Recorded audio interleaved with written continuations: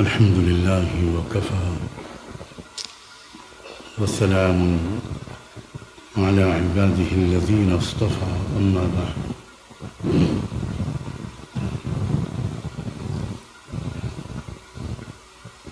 أعوذ بالله من الشيطان الرجيم بسم الله الرحمن الرحيم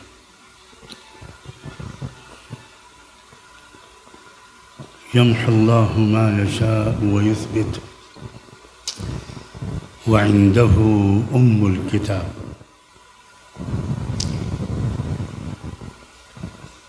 وقال تعالى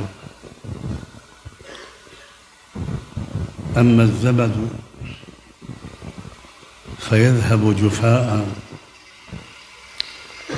وأما ما ينفع الناس فيمكث في الأرض سبحان ربك رب العزة عما يصفون وسلام على المرسلين والحمد لله رب العالمين اللهم صل على سيدنا محمد وعلى آل سيدنا محمد وبارك وسلم اللهم صل على سيدنا محمد وعلى آل سيدنا محمد وبارك وسلم اللهم صل على سيدنا محمد وعلى آل سيدنا محمد وبارك وسلم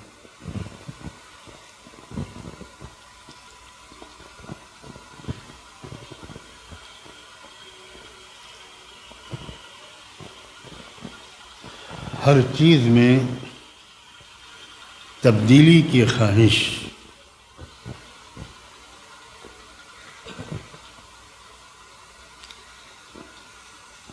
یہ انسان کی فطری خواہش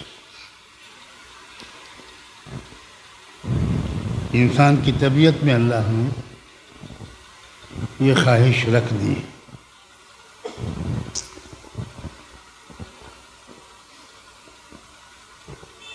ایک سلیقہ مند عورت اپنے گھر کی سیٹنگ میں ہر کچھ دن کے بعد کچھ تبدیلی کرتی ہے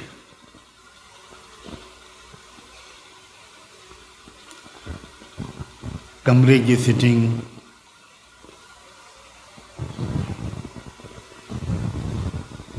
کھانے کے کمرے کی مہمانوں کے بیٹھنے کی کمرے کی سیٹنگ بستر کی سیٹنگ کچھ نہ کچھ تبدیلی انسان پسند کرتا ہے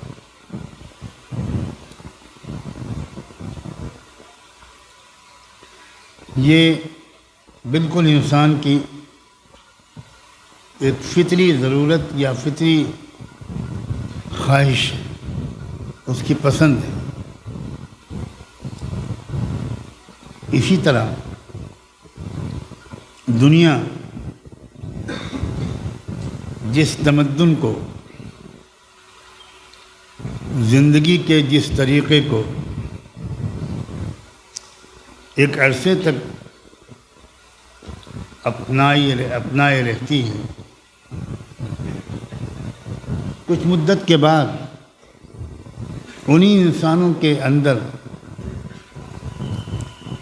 اس تمدن و طرز زندگی میں کچھ تبدیلی کی ضرورت کا احساس پیدا ہوتا ہے یہ بڑے عظیم مقاصد کے لیے اللہ نے انسانوں کے اندر یہ جذبہ رکھا ہے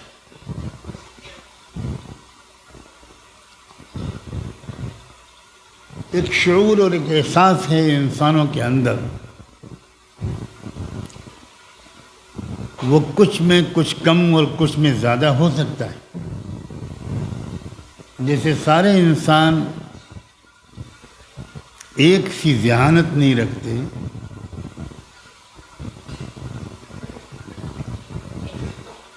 ایک سی عقل نہیں رکھتے، اسی طرح یہ جو احساس ہے تبدیلی کی ضرورت کا، یہ بھی ضروری نہیں ہے کہ 100% کسی سماج کے انسانوں میں یکساں طور پر ہو، لیکن ہر معاشرے میں کچھ ایسے لوگ ہوتے ہیں، ہر سماج میں، جو اپنے سماج کی کہ طرز فکر میں، طرز زندگی میں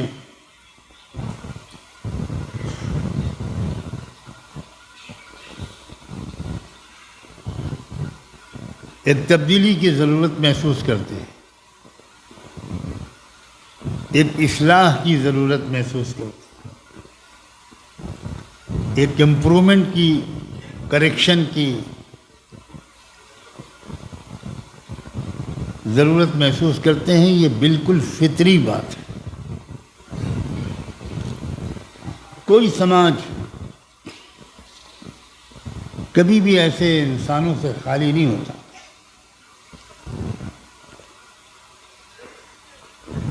اس پر مسلمانوں کی اجارہ داری نہیں ہے۔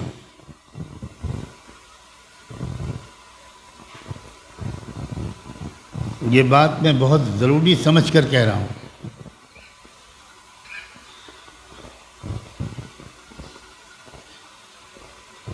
یہ سمجھنا کہ صرف مسلمان ہی ہیں ایسے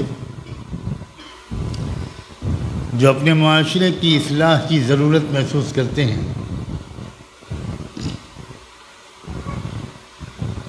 اور اپنے معاشرے کے رسوم و عادات میں تبدیلی کی ضرورت محسوس کرتے ہیں، وہ صرف مسلمان ہیں۔ یہ بالکل غلط ہے اور یہ انسانیت کی توہین ہے، اور یہ اللہ پر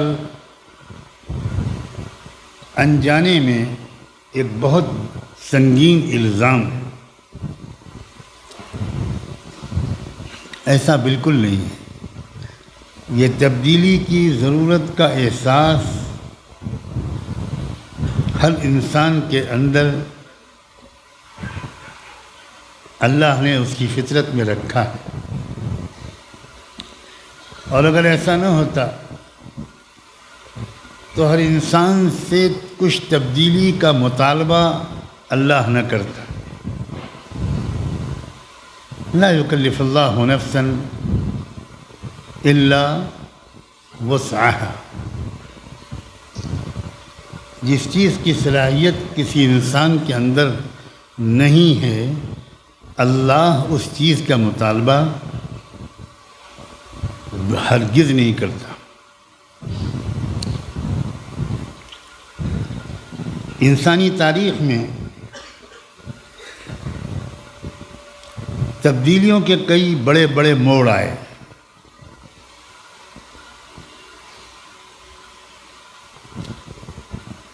ایک موڑ بہت بڑا آیا، بڑا میجر مرحلہ تھا، وہ انسانی تاریخ کے ذہنی ارتقاء کا،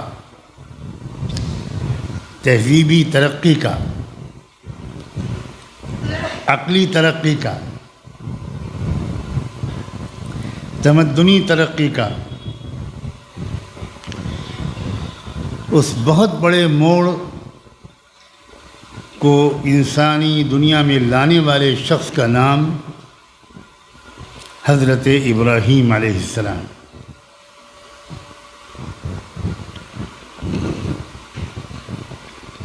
ہم لوگ جس طرح انبیاء علیہ السلام کا تذکرہ کرتے ہیں، اس سے دوسری قوموں کے لوگ یہ سمجھتے ہیں کہ یہ مسلمانوں کے نبی ہیں۔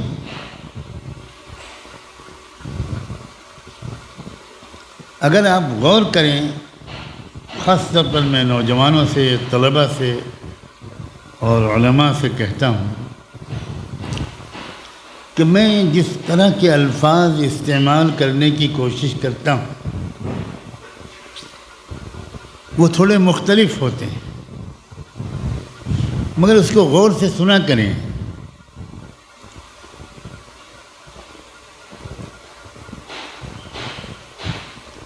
میں نے حضرت ابراہیم علیہ السلام کا تذکرہ اس طور پر کیا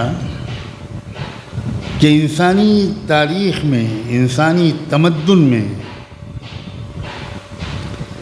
جو بہت زبردست اصلاح تبدیلی کا موڑ آیا وہ ابراہیم علیہ السلام کے ذریعے۔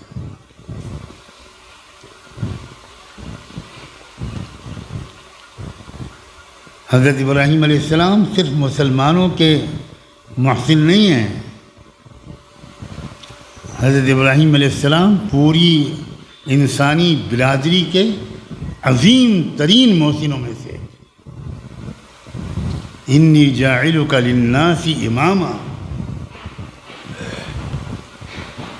اللہ تعالیٰ نے ابراہیم علیہ السلام کے اندر کچھ امتحانوں کے بعد جو استعداد سامنے آئی،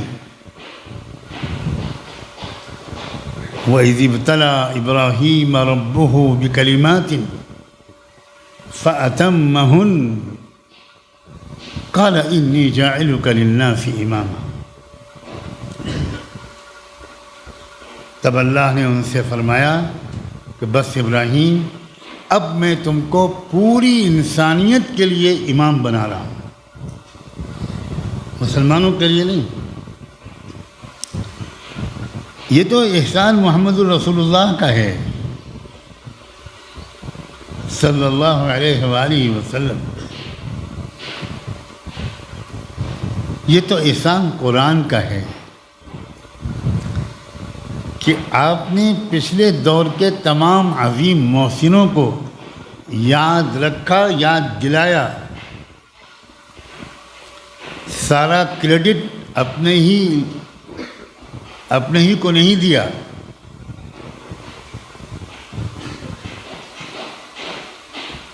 کسی قوم کوئی بھلا دے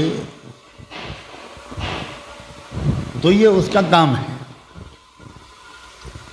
کوئی قوم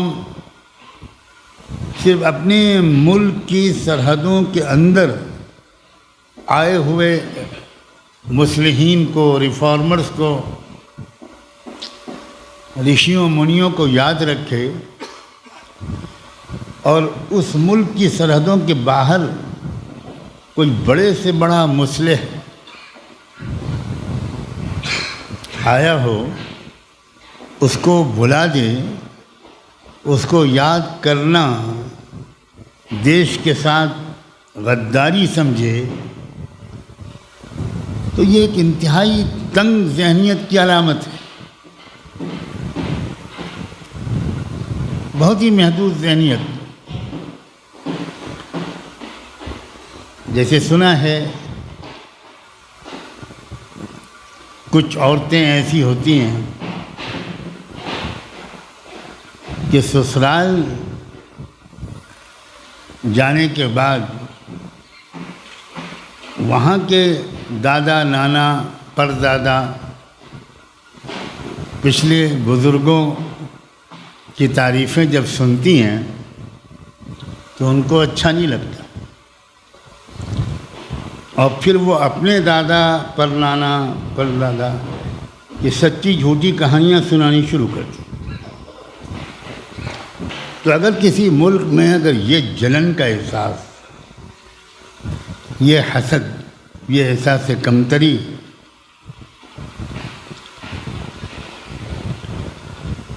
صاحب فلاں نبی جو ہیں وہ تو عرب میں پیدا ہوئے، ہم نہیں مانتے، وہ ہمارے پوروج نہیں ہیں،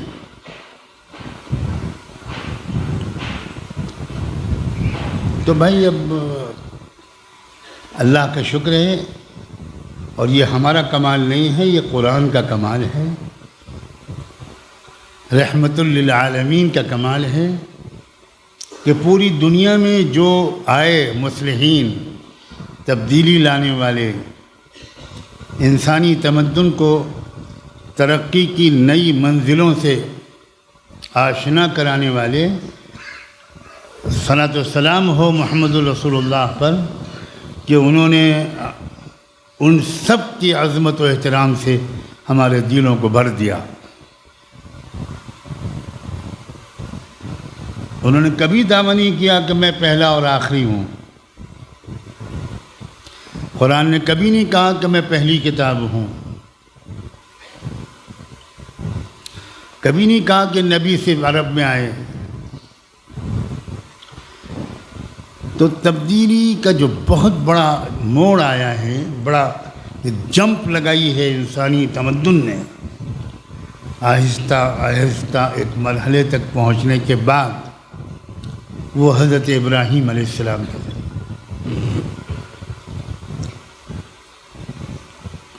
اس کے بعد انہی اصولوں پر اپنے اپنے زمانے میں اپنی اپنی قوموں کی تربیت، رہنمائی کا کام مختلف عظیم الشان انبیاء علیہ السلام کرتے رہے،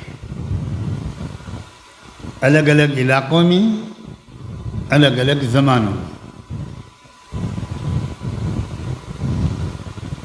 کیا تبدیلیاں یا تہذیب کے کیا اصول انسانی زندگی کے وہ بنیادی سنہرے اصول کیا تھے؟ قرآن مجید نے اپنے عجیب انداز سے مختصر لفظوں میں ضخیم کتابوں کا مضمون بیان کر دیا۔ ایک جگہ ارشاد ہوا، ام لم ينبأ بما فی صحف موسیٰ و ابراہیم الذی وفى الا تزر وازرة وزر اخرى وان ليس للانسان الا ما سعى وان سعيه سوف يرى ثم يجزاه الجزاء الأوفى وأن إلى ربك المنتهى وأنه هو أضحك وأبكى وأنه هو أمات وأحيا وأنه خلق الزوجين الذكر والأنثى من نطفة إذا تمنى وأن عليه النشأة الأخرى وأنه هو أغنى وأقنى وأنه هو رب الشعرى۔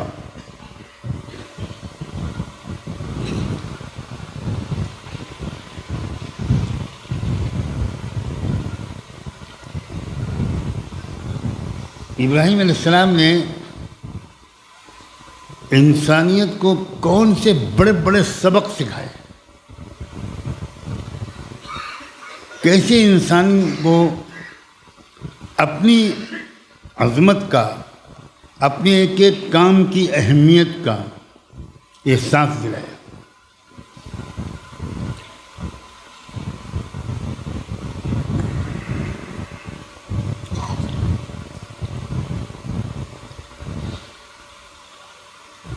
ایک بات تو یہ سکھائی کہ اللہ تزر وازرۃ وزر اخری۔ دیکھو، کسی انسان کے جرم کی سزا کسی اور کو نہیں مل سکتی، اسی کو ملے۔ بہت سے قبیلے، زمانے، علاقے ایسے گزرے، ایسی قومیں تھیں کہ ان کو یہ سمجھا دیا گیا تھا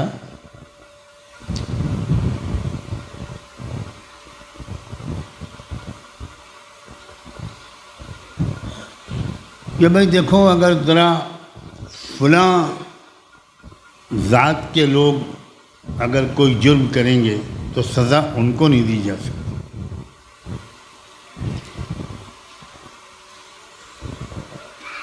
وہ تو خدا کا اوتار ہوتے ہیں، انہیں کوئی سزا نہیں دی جا سکتی. سزا تو اور کسی نیچ ذات کے آدمی کو دی جائے.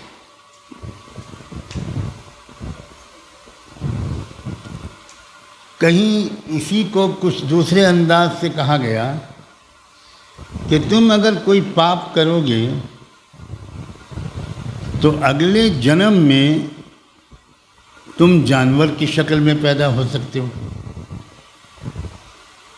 تم شودر کی شکل میں پیدا ہو سکتے ہو،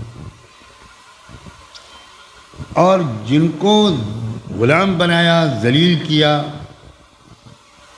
جانوروں سے بھی زیادہ بدتر سلوک کیا، ان سے کہا گیا کہ یہ تو تمہارے پچھلے جنموں کے کرموں کی سزا ہے. اور وہ بیچارے مان گئے، کیونکہ ایک بات اگر جھوٹی ہو مگر بار بار کہی جائے تو ہمارے درمیان ایسے لوگ بڑی تعداد میں ہوتے ہیں کہ جو مان جاتے ہیں. کئی بار سنا چکا ہوں. کون سا قصہ؟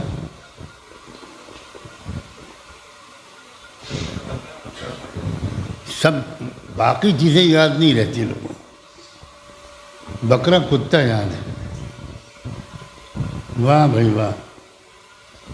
اور کچھ پوچھوں کہ میں نے بخاری یہ کون سی روایت سنائی تھی وہ نہیں یاد. کتا یاد ہے، بکرا یاد ہے، سب کو یاد ہے. کیوں بھائی؟ ملا دو پیازے کی طرح پوچھ رہا ہوں. جن کو یاد ہے وہ ان کو سنا دیں، جن کو نہیں یاد.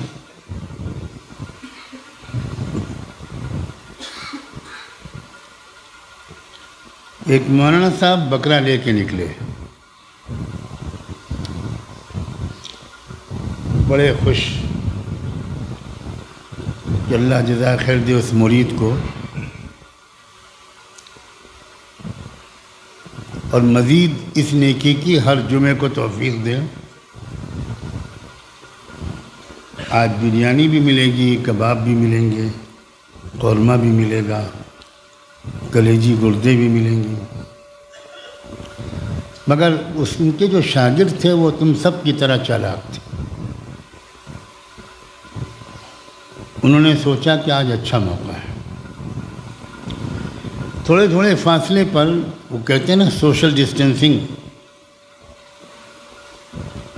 تو تھوڑے تھوڑے فاصلے پر سب کھڑے ہو گئے.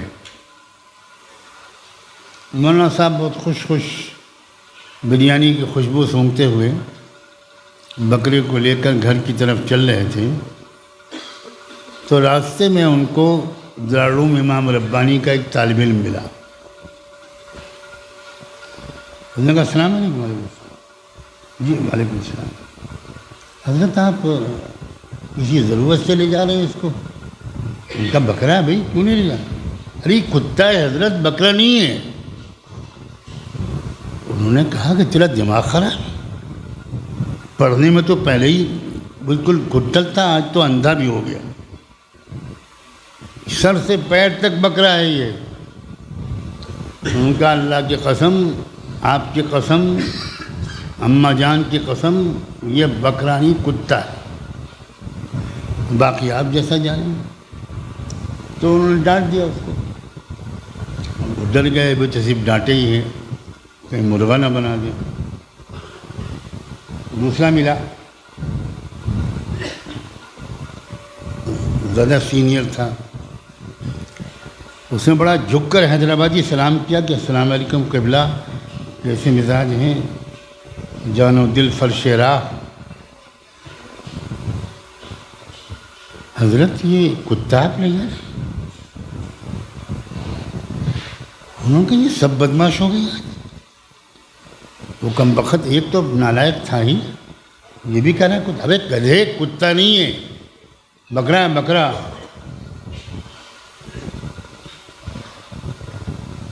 ان کا حضور روز محشر بھی یہی کہوں گا کہ یہ کتا ہے.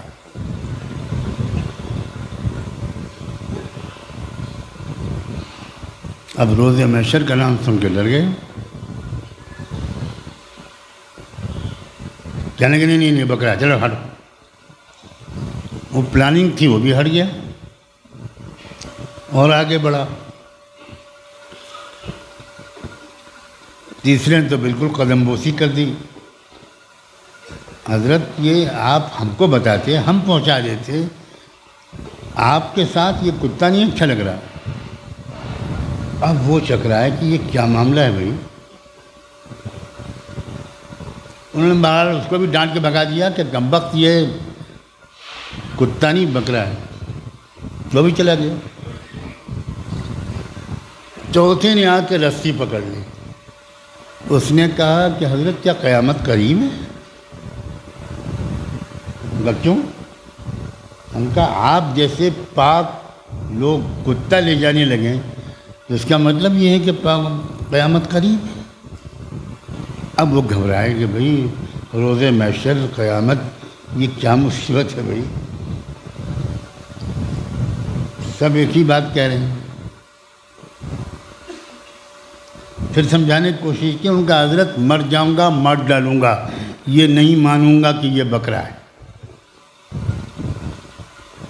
تب استاد گھبرائے کہ لگتا ہے کسی نے آنکھوں پر کچھ عمل کر دیا، آج میں نے آیت الکرسی نہیں پڑھی تھی، تو اس نے جھٹکا کا جھٹ کتے کو بھگا دیا، اور وہ لڑکے نے اطمینان سے بکرا پکڑا، بسم اللہ اللہ اکبر، اور زوردار دعوت ہوئی۔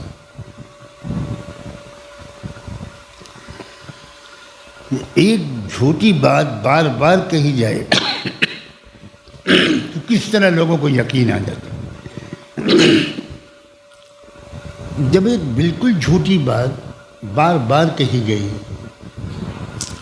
اور بڑے دھارمک لوگوں کی طرف سے کہی گئی کہ بھئی تم تو شودر ہو، یہ تو اصل میں تم پچھلے جنم میں تم نے جو پاپ کیے تھے یہ اس کی سزا ہے۔ مان لیا بیچارے شودر نے کہ ہم کچھ کر ہی نہیں سکتے، ہمارا مرتبہ بہتر ہو ہی نہیں سکتا، ہمیں تو اب اسی طرح جینا ہے۔ اس بات کو حضرت ابراہیم علیہ السلام کے ذریعے اللہ تعالیٰ نے تمام انسانوں کو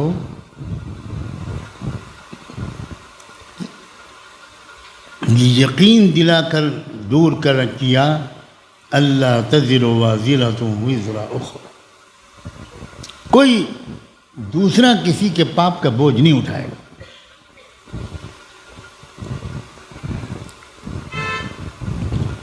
وَلَيْسَ لِلْإِنسَانِ إِلَّا مَا سَعَى، اور انسان کو خود اپنے ہی جو اعمال ہوتے ہیں اسی کا صلہ ملتا ہے۔ وہ جو کوشش محنت کرے گا اس کو وہ چیز حاصل ہوگی، اس کے سوا کچھ حاصل نہیں ہوگا، کسی اور کی وجہ سے کچھ نہیں ہوگا۔ وَأَنَّ سَعْيَهُ سَوْفَ يُرَى، اللہ اکبر، اور ہر انسان کی جو محنت ہے وہ دیکھی جائے گی، نظر آئے گی، کوئی جانچ کرے گا یا یہ کہ اس کا نتیجہ ضرور نکلے گا۔ عام طور پر ہمارے زمانے میں لوگ پریشانیوں کی وجہ سے مایوس ہو جاتے ہیں۔ کسی کا کاروبار نہیں چلتا،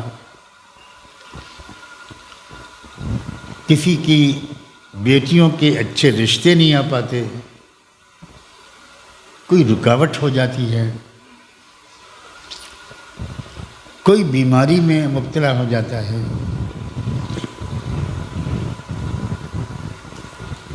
اور آدمی مایوس ہو کر گھر پر بیٹھ جاتا ہے۔ کوشش کرنا، ہاتھ پیر مارنا، مقابلہ کرنا دشواریوں کا، حالات کا، یہ ہمت نہیں کر پاتا۔ یہ بہت اہم مسئلہ ہے جو میں اس وقت آسان لفظوں میں کہہ رہا ہوں۔ 99% لوگ اس وقت اس مشکل میں مبتلا ہیں۔ میرے عزیز ترین نوجوانوں، بزرگوں اور دوستوں اور بہنوں اور بیٹیوں، کچھ مشکل سے مشکل حالات آ جائیں، ہار نہیں ماننا، ہمت نہیں ہارنا، بالکل نہیں۔ کوشش کرتے رہنا، دعائیں مانگتے رہنا اور انتظار کرنا اس لمحے کا صبر کے ساتھ جب دعا قبول ہوگی اور وہ حالات بہتر ہوں گے، وہ رکاوٹ دور ہوگی۔ ہو سکتا ہے کہ کچھ دیر لگے، یہ بالکل ممکن ہے۔ دعاؤں کی قبولیت کا یہ مطلب نہیں ہے کہ تم نے ابھی دعا مانگی اور ابھی قبول ہو گئی۔ اب میں دعا کروں کہ اللہ ہمارے تمام نوجوانوں کو اچھے رشتے عطا کر دے، اب یہاں بیٹھا ہوا ہے کوئی 8 سال کا بچہ، وہ بھی آمین کہہ رہا ہے، گھر جا کے پوچھا امی وہ رشتہ آیا کوئی؟ ہاں دودھ پلانے والی آئی۔ یہ مطلب نہیں ہوتا۔ دعاؤں کی قبولیت کا کس شکل میں اور کون سا مناسب وقت ہے یہ ہم نہیں جانتے، ہمارا شفیق رب جانتا ہے۔ سخت سردی کے موسم میں بچہ آئس کریم مانگ رہا ہے اور ماں کہہ رہا ملے گی بیٹا میں بالکل ملے گی آئس کریم، بالکل ملے گی، لیکن ماں جانتی ہے کہ اس وقت آئس کریم دے دوں گی تو بچہ بیمار ہو جائے گا، تھوڑا موسم بہتر ہو جائے تب میں آئس کریم دوں گی۔ ماں کو حق ہے کہ تھوڑی دیر کر دے، اللہ کو ہم حق دینے کو تیار نہیں۔ ہم ماں کے ساتھ بدگمان نہیں ہوتے، اللہ کے ساتھ بدگمان ہو جاتے۔ ہمیں اللہ پر چھوڑنا چاہیے۔ ہم خوشامد کریں، اللہ جلدی دے دیجئے، خوشامد کریں، اس پر پابندی نہیں ہے، لیکن اگر دیر لگے تو اللہ سے بدگمان مت ہونا، اللہ بہتر جانتا ہے۔ اب گھبرانا مت، کسی مشکل حال سے گھبرانا۔ ہمارے اوپر الگ الگ مشکل حالات آ سکتے ہیں، بحیثیت قوم کے قوم پر حالات آ سکتے ہیں، ملک پر حالات آ سکتے ہیں۔ اگر کسی ملک پر حالات آئیں، مہنگائی بڑھ جائے، بے روزگاری بڑھ جائے، ملک کے باشندوں میں آپس میں جھگڑے بے قابو ہونے لگیں، تو ملک کے لیڈر اگر گھبرا جائیں، پھوٹ پھوٹ کے رونے لگیں، تو ایسے لیڈر کیسے ملک کو چلا پائیں؟ بہت مشکل حالات آتے ہیں۔ اسی طرح ہم میں سے ایک ایک پر الگ الگ قسم کے حالات آتے ہیں۔ کسی کا باپ کا سایہ اٹھ گیا، اب وہ اس کے سامنے ہے کہ یا اللہ میں اب گھر کو کیسے چلاؤں گا، کیا ہوگا میری ماں کا، میری بھائیوں بہنوں کا، بیوی کا شوہر چلا گیا، اب بیوی ہی جانتی ہے کہ اس کے اوپر کیا گزرتے ہیں۔ اب اگر وہ حوصلہ چھوڑ دے اور بالکل گھبرا جائے تو بچوں کو کون دیکھے گا؟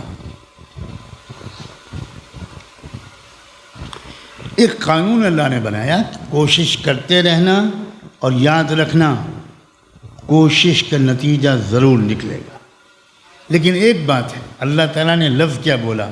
وَأَنَّ سَعْيَهُ سَوْفَ يُرَى۔ عربی میں مستقبل کے لیے ایک ہوتا ہے سین سیورا، ایک ہے سوف یورا۔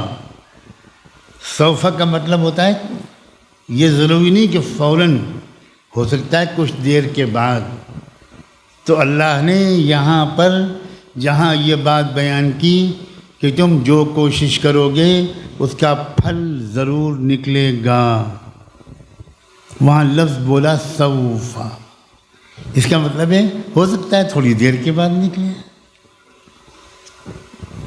اس لیے بالکل مایوس نہیں ہونا، کسی بھی صورت میں مایوس نہیں ہونا۔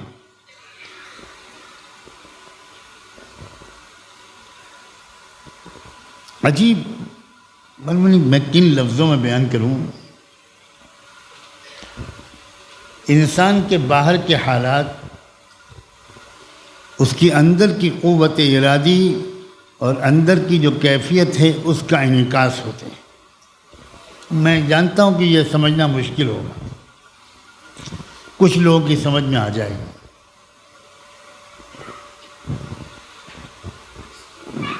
اندر کی جو یقین کی قوت ہوتی ہے نا،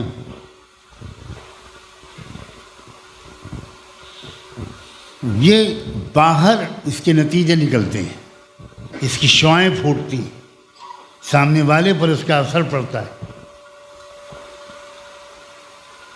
تقدیر الہی پر اس کا اثر پڑتا ہے۔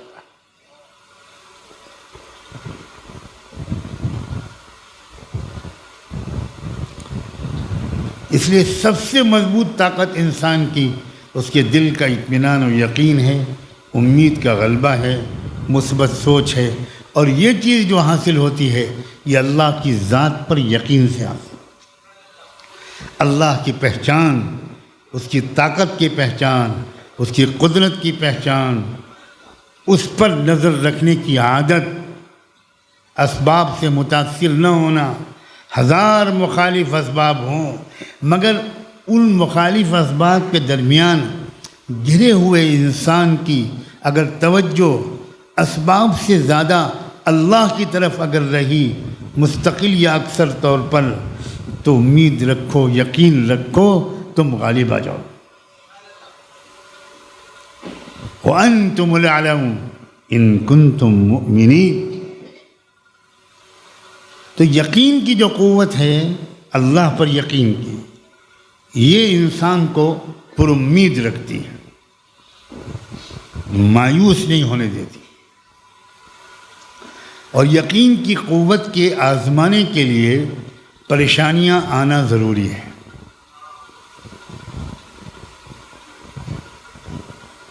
اس کے بغیر کیسے پتہ چلے گا؟ اللہ اپنے بندوں سے اتنا پیار کرتا ہے کہ اگر بندوں کا فائدہ نہ ہوتا تو کسی بندے پر اللہ کوئی پریشانی کبھی نہ بھیجتا، کبھی نہ بھیجتا۔ ان پریشانیوں میں بندوں کا جتنا فائدہ ہے بندے نہیں سمجھ پاتے۔ جیسے طالب علم سوچتے ہیں کہ یہ کمبخت امتحان کیوں ہوتا ہے؟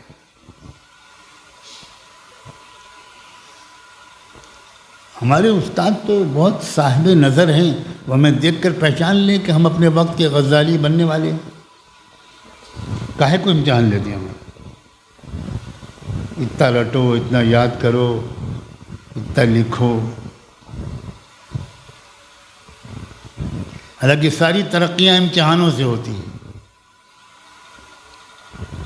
اگلے کلاس میں امتحان کے بغیر نہیں جا سکتے۔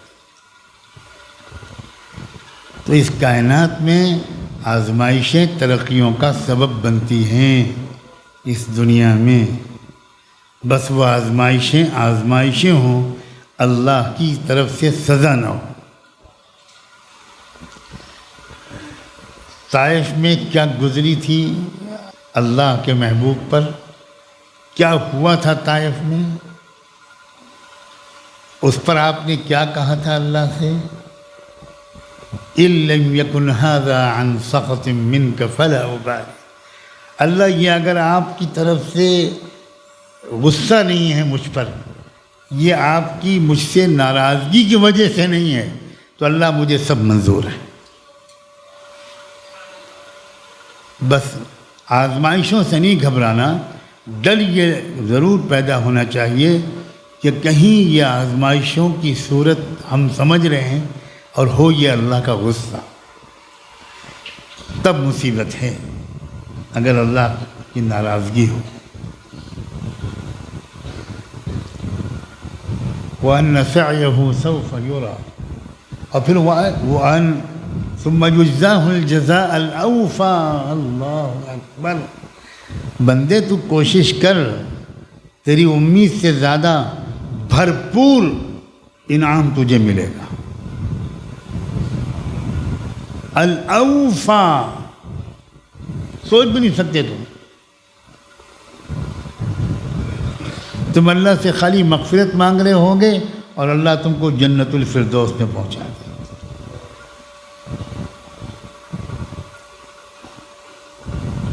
تو جو تبدیلیاں آئیں تاریخ میں، یہ وہ بیان ہو رہی ہیں، کیا کیا ابراہیم علیہ السلام کے ذریعے سے انسانیت کو بڑی قیمتی تعلیمات ملی۔ آگے کئی چیزوں کا تذکرہ ہے، میں ان کی تفصیل اس وقت بیان نہیں کرتا ورنہ آگے کا حصہ رہ جائے۔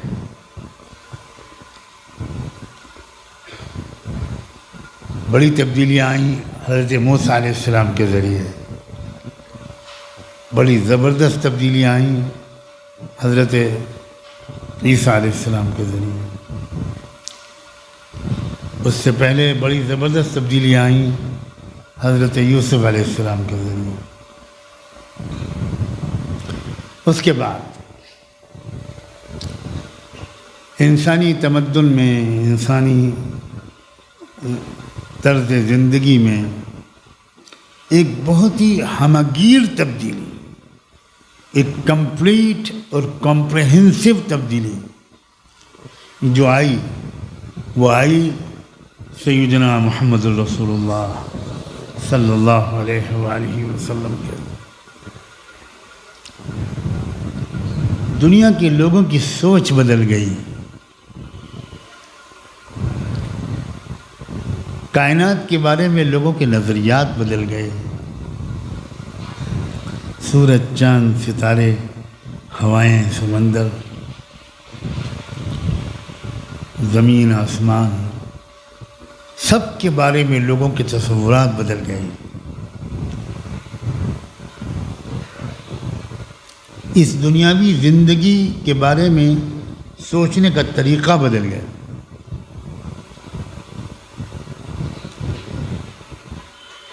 صرف عقیدوں میں تبدیلی نہیں ہوئی، صرف عبادتوں کے طریقوں میں تبدیلی نہیں ہوئی، بازاروں میں کاروبار کے طریقے بدل گئے۔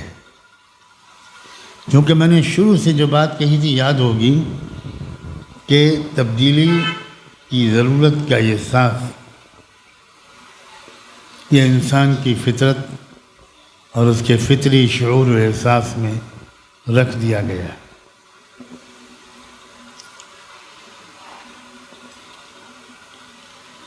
عدالتوں میں انصاف عام ہو گیا، بڑا ہو یا چھوٹا، قانون سب کے لیے ایک۔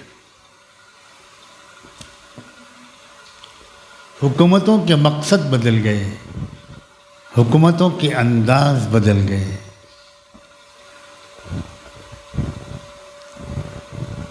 ایک نئی اور تازہ دم تہذیب نے انسانی زندگی کو اپنے زیر اثر کر لیا۔ یہ جو تازہ دم تہذیب تھی نا، اسی کا نام ہے اسلام۔ اسلام صرف ایک مذہب نہیں ہے، صرف نماز، روزے، ٹوپی، کرتے کا نام نہیں ہے، یہ ایک زندگی کا طریقہ ہے، ایک تہذیب ہے، ایک سویلائزیشن ہے، ایک لائف سٹائل ہے، ایک وے آف لائف ہے۔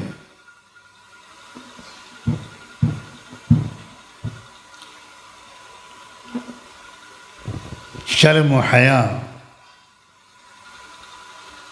یہ انسانی تہذیب کا، انسانی معاشرے کا، مردوں کے اندر بھی اور خواتین مستورات بچیوں کے اندر بھی، یہ اس کا ایک لازمی جز بن گیا۔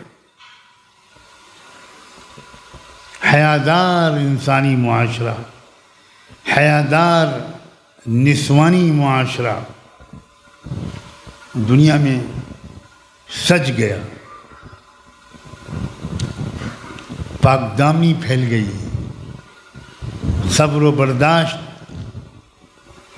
عام ہو گیا، ذرا ذرا سی بات پر لڑائی، ذرا ذرا سی بات پر جان لے لینا، یہ سب ختم ہو گیا، ایثار عام ہو گیا، خود بھوکے رہے مہمان کو کھلا دیا، یہ کلچر عام ہو گیا، تواضع عام ہو گئی، بڑے بول ختم ہو گئے، ہر انسان عاجزی اور انکسار کا ایک نمونہ بن گیا، ہر ایک کی خیر خواہی، ہر ایک کا بھلا چاہنا، ہر ایک کی ترقی دیکھ کر خوش ہونا، ہر ایک کو ترقی دلانے میں مددگار ہونا، کیا میں الفاظ بول رہا ہوں، آج کیا حال ہے، اچھے دیندار گھرانوں میں جن کو آج دیندار کہا جاتا ہے، حقیقتاً وہ دیندار نہیں ہیں، کہا جاتا ہے دیندار اس لیے کہ نماز پڑھتے ہیں، کرتا پاجامہ داڑھی دیندار، کس نے کہا کہ یہ دینداری کی علامت ہے؟ مشرکین مکہ کی بھی داڑیاں تھیں، وہ بھی وہی لباس پہنتے تھے، آج کے یہودیوں کی بھی داڑیاں ہیں، یہ تہذیب ہے بھائی، آپ لمبا کرتا پہنو اور شادی میں زیادہ خرچہ کرو، بالکل آپ بد دین ہو، یقیناً بے دین ہو، دین سے کوئی تعلق نہیں،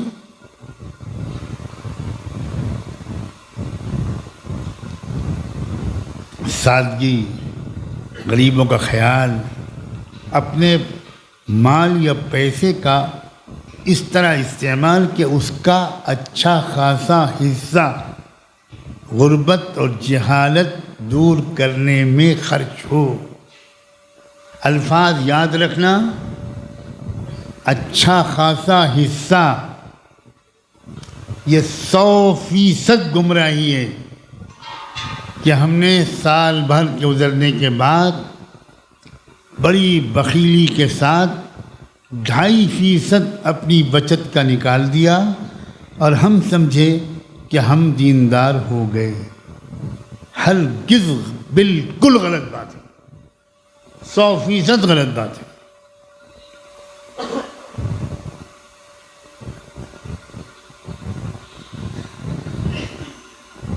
بالکل نہیں، اچھا خاصا حصہ، جب صحابہ سے کہا گیا کہ زکوٰۃ تم کو 2.5% مال میں سے نکالنی ہے، کم سے کم 2.5%، تو آپ یقین کرو صحابہ حیران رہ گئے ہوں گے۔ اس کی وجہ یہ ہے کہ اگر آپ حیات الصحابہ کو غور سے پڑھو، پوری صحابہ کی زندگی اور ان کے طرز عمل کو ٹھیک سے پڑھو، تو آپ کو لگے گا کہ ان میں ایک بہت بڑی تعداد تھی جو اپنی کمائی کا 80% نکالتے تھے، 75%، 70%، 65%، 60%۔ اب جب ان کو کہا گیا ہوگا کہ 2.5%، تو ان کو لگاؤ کریں،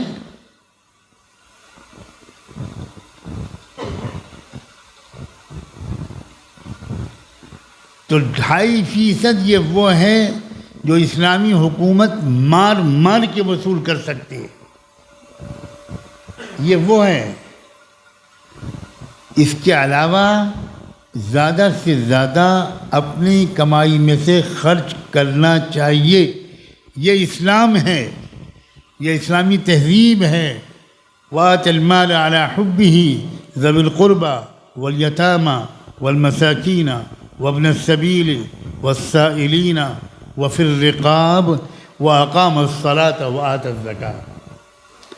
زکوٰۃ کو الگ سے ذکر کیا ہے اور اس سے پہلے مال کے خرچ کرنے کے 6 مصارف بیان کیے ہیں، یہ الگ ہے اور وہ الگ ہے۔ زکوٰۃ صرف ادا کرنے سے عذاب سے نہیں بچ سکتے، مال کا حق ادا نہیں ہو سکتا۔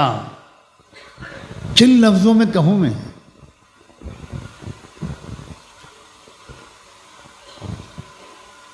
اور کیا اللہ پر اتنا یقین کمزور ہے کہ ہم اگر اللہ کو راضی کرنے کے لیے اگر ہم اپنے مال کو خرچ کریں گے تو اللہ تعالیٰ اس کمی کو دور نہیں کر پائیں گے؟ یہ گمان ہے ہمارا اللہ کے ساتھ۔ عجیب بات ہے، میں تو کہتا ہوں اپنی دنیا میں نقصان کر رہے ہیں ہم، اس لیے کہ اگر ہم واقعی ہاتھ کھول کر خرچ کریں تو شاید اسی دن کا سورج غروب ہونے سے پہلے ہم کو اللہ اس سے زیادہ دے دے۔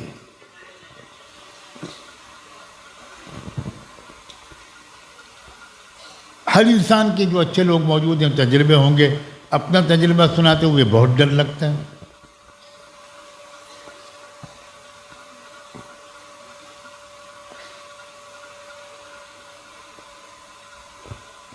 قسم کھاؤں اگر تو میں شاید بالکل غلط نہیں ہوگا، میرا 50 سالہ تجربہ ہے۔ اکثر یہ ہوتا ہے، اکثر اگر میں صبح کے وقت میں کچھ پیسے اپنے دوست کو، کسی ساتھی کو، کسی عالم کو، کسی صاحب ضرورت کو، کسی رشتہ دار کو، کسی کو یا کسی دینی مصرف میں اگر میں خرچ کر دیتا ہوں تو اکثر و بیشتر شام سے پہلے اللہ نفع کے ساتھ واپس کر دیتے۔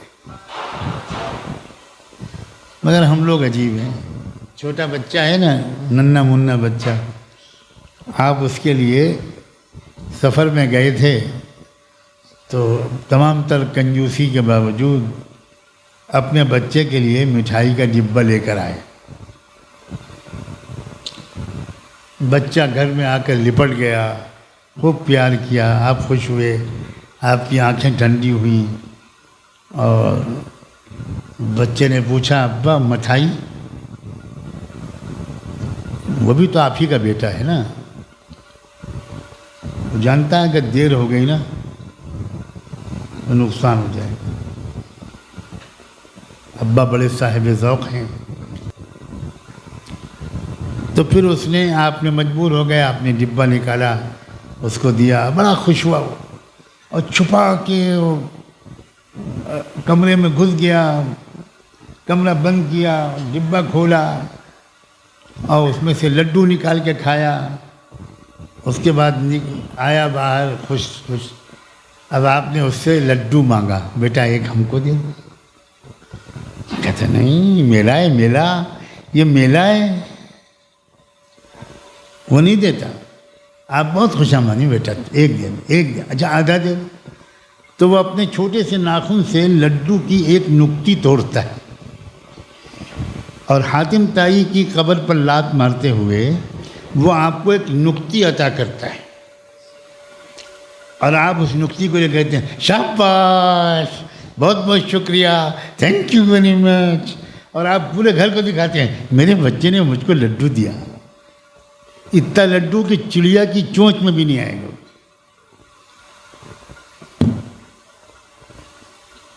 آپ یقین کریں اللہ اس سے زیادہ مہربان ہے۔ ہم ہزار اللہ کے کہنے کے بعد کیا دیتے ہیں؟ لڈو کی ایک نکتی۔ اور اللہ کیا کہتے ہیں سب سے؟ میرے بندے نے مجھے دیا، میرے بندے نے خرچ کیا مال، وَأَيُجْزَاهُ الْجَزَاءَ الْأَوْفَى، میں بھرپور انعام دوں گا۔ واہ واہ، ہم اپنا دنیا میں نقصان کر رہے ہیں، آخرت کے نقصان سے پہلے ہم دنیا میں واقعی نقصان کر رہے ہیں۔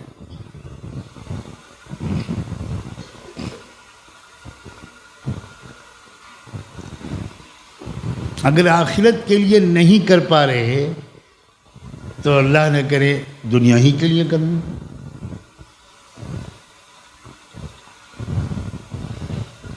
برکتیں برس پڑتی ہیں۔ تو جو تبدیلی آئی، سیدنا محمد الرسول اللہ صلی اللہ علیہ وآلہ وسلم کے ذریعے وہ تبدیلی زبردست تھی. وہ تبدیلی ایسی ہمگیر تھی، زندگی کا کوئی گوشہ ہی نہیں رہ گیا جس میں تبدیلی نہ لائے ہوں. پوری انسانی برادری کے لیے رسول اللہ صلی اللہ علیہ وسلم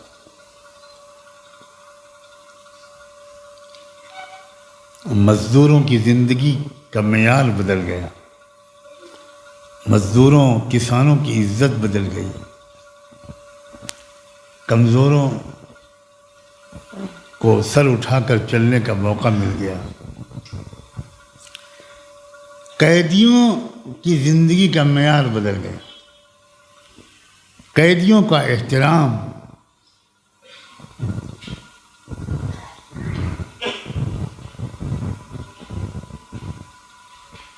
میں تفصیلات بیان کرنے کا دل بہت چاہ رہا ہے میرا، لیکن میں گریز کر رہا ہوں. پڑوسیوں کے ساتھ سلوک، حسن سلوک کا سلیقہ کون سا گوشہ ہے جو اللہ کے رسول کے ذریعے سے روشن نہیں ہو گیا. انسانی تہذیب کو زبردست ترقی یہاں سے نہیں. میں یہ باتیں آپ کی معلومات میں اضافہ کرنے یا مزے کے لیے نہیں بیان کر رہا ہوں. پتہ نہیں آپ لوگ سوچ بھی نہیں سوچ رہے ہیں کیا یہ سب پہلو سب کی زندگی میں ہیں. اس لیے بیان کر رہا ہوں بھائی. اب سوچئے کہ اسلام کے کتنے تھوڑے سے حصے پر ہم عمل کر رہے ہیں اور کتنے بڑے حصے پر. کون سا گھرانہ ہے جہاں آپس میں جھگڑے نہیں ہیں؟ ہے کوئی گھرانہ جہاں جھگڑے ہیں وہاں اسی قدر اسلامی تہذیب نہیں ہے. جہاں ساس اور بہو میں جھگڑے ہیں وہاں اسلامی تہذیب نہیں ہے. چاہے بہت زوردار برقع ہو، بالکل اسلامی تہذیب. جہاں نند بھاوج میں جھگڑے ہوں وہاں اسلامی تہذیب نہیں.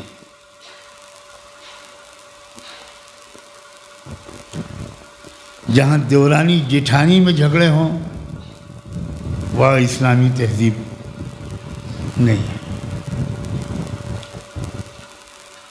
اسلامی تہذیب محبتیں سکھاتی. اسلامی تہذیب معاف کرنا سکھاتی. آپ کہو ہم تو کسی سے نہیں جھگڑتے مگر فلاں ہم سے جھگڑتا ہے، ٹھیک ہے، آپ اس کے جھگڑے کا جواب بہترین اخلاق سے دو. آپ غصہ مت، خوش رہو اور خوش رکھو. خاص طور پر لڑکیوں کے لیے تو سب سے قیمتی نصیحت یہی ہے کہ خوش رہنا اور خوش رکھنا.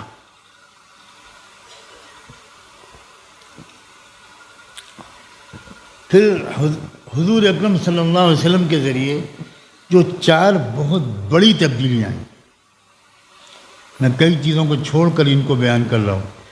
4 بہت بیسک چیزیں، بہت اہم چیزیں جو بھرپور طریقے پر انسانی دنیا کو دی گئی.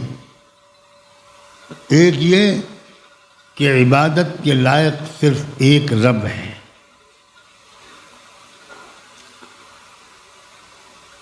جو پیدا کرتا ہے، کھلاتا پلاتا ہے، خود نہیں سوتا تم کو سلاتا ہے، خود نہیں کھاتا تم کو کھلاتا ہے، خود نہیں پیتا تم کو پلاتا ہے، خود نہیں پہنتا تم کو پہناتا ہے. اسی کو الہ مانو.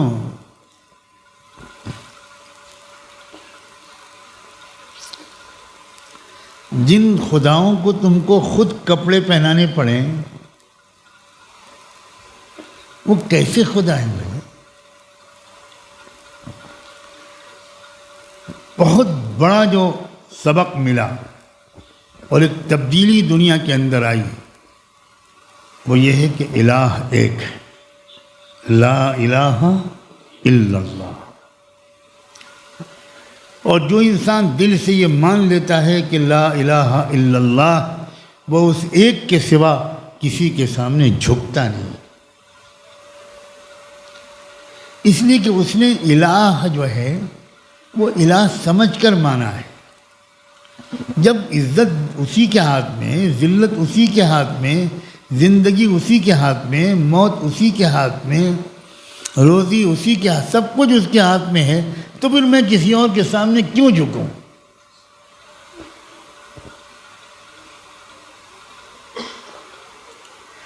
دوسری بہت بڑی تبدیلی جو اللہ کے رسول کے ذریعے عام ہوئی وہ ہے وحدت بنی آدم۔ ساری دنیا کے انسان ایک ماں باپ کی اولاد ہیں، سگے بھائی بہن ہیں۔ اللہ،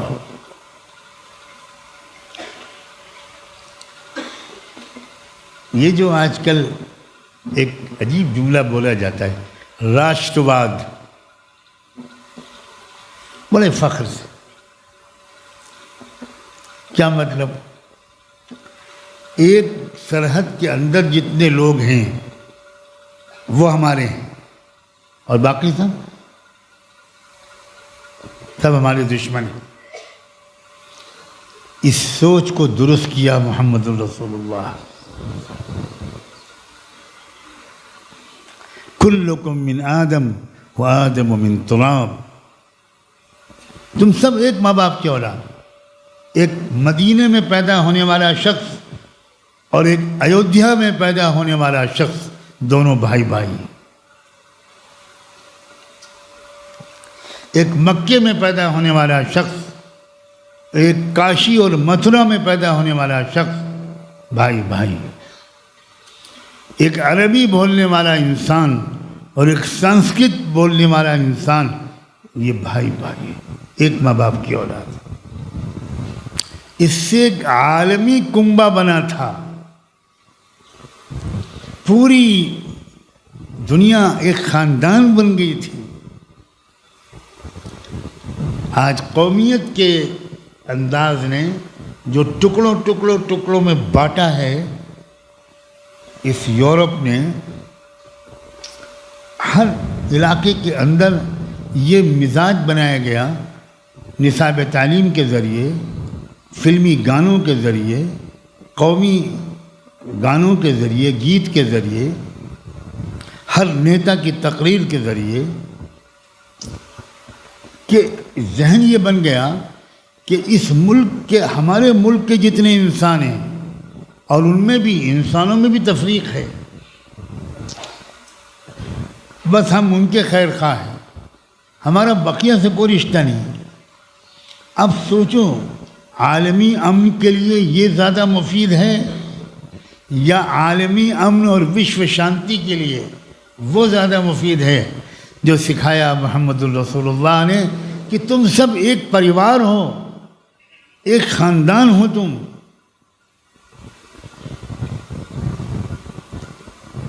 اور اصلی جو ویدک دھرم تھا، میں یہ بھی آن ریکارڈ کہہ رہا ہوں، اصلی جو ویدک دھرم تھا وہ بالکل عالمی انسانی برادری کو مانتا تھا۔ وسودھیو کٹمبکم اس کا مشہور ترین جملہ ہے کہ پوری دنیا کے لوگ میرا پریوار ہے، کٹمب ہے، میرا خاندان ہے، میرا پریوار ہے۔ یہ اصلی ویدک دھرم یہ تھا۔ یہ تو آرینس جب آئے ہمارے ملک میں، اور آرینس نے یہاں کے اصلی باشندوں کو مارا، قتل عام کیا، لاکھوں کا غلام بنایا، شودر بنایا، اور ان کو ڈھکیل دیا ساؤتھ انڈیا کی طرف۔ جو ڈراوڈین قوم کہلاتی ہے، ساؤتھ کی، کیرلا کی، تامل ناڈو کی، وہ اصلی انڈیا والے ہیں۔ جو باہر سے لوگ آئے انہوں نے تصورات بدل دیے، عقیدے بدل دیے، ان کا ایک خاص تاریخ المزاج تھا۔ تو جو اصلی ویدک دھرم ہے اس میں وہی بات ہے بالکل کہ پوری دنیا کے تمام انسان، تو یہ تبدیلی رسول اللہ کے ذریعے آئی صلی اللہ علیہ وآلہ وسلم۔ پھر تیسری اور ایک اور بہت بڑی بات آپ کے ذریعے جو بات آئی وہ وحدت دین تھی۔ اچھی بات کہ بھائی تمام اللہ کے نبی پوری دنیا کی الگ الگ قوموں میں، الگ الگ علاقوں میں، الگ الگ زبانوں میں جو دین لے کر آئے وہ ایک ہی دین تھا، اور اسی دین کو مکمل کرنے کے لیے، زندہ کرنے کے لیے میں محمد الرسول اللہ آیا ہوں۔ میں کوئی نیا دین لے کر نہیں آیا، تمہارے دھرم کو بدلنے کے لیے نہیں آیا۔ اللہ اکبر۔ تمہارے دھرم میں جو ادھر ادھر کی چیزیں داخل کر دی گئیں ان کو دور کر کے شدھ کرنے کے لیے آیا۔ تو دین تو سارے نبیوں کا ایک ہے، شریعت میں تھوڑا بہت فرق ہے، بہت معمولی، لیکن دین ایک ہے۔ یہ اللہ کے رسول صلی اللہ علیہ وسلم نے بہت بڑا اعلان کیا، ورنہ ہر چھوٹے فاصلے پر الگ دین لیے لوگ بیٹھے تھے۔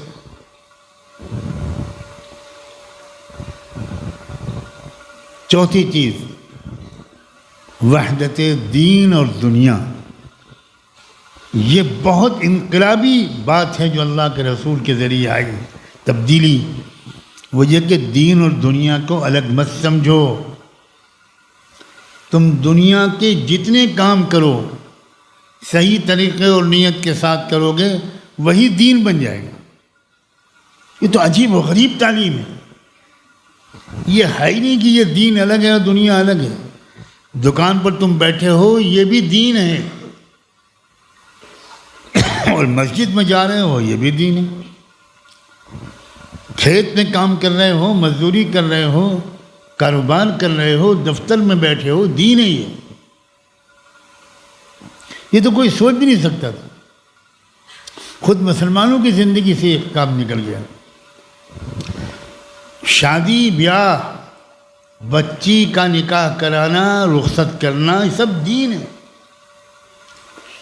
اب ظاہر ہے کہ تم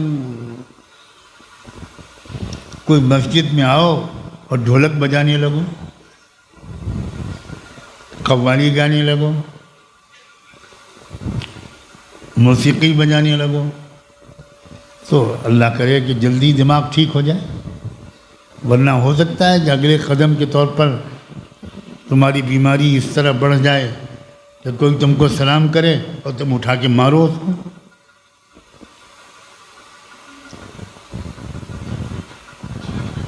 دین اور دنیا کی وحدت بالکل ایک ہے، ہر چیز یہ الگ الگ نہیں۔ اگر تم اچھی نیت کے ساتھ صحیح طریقے سے دنیا کے جو کام بھی کرو وہ سب دین ہے۔ کھانا کھاتے ہو تم، یہ دین ہے۔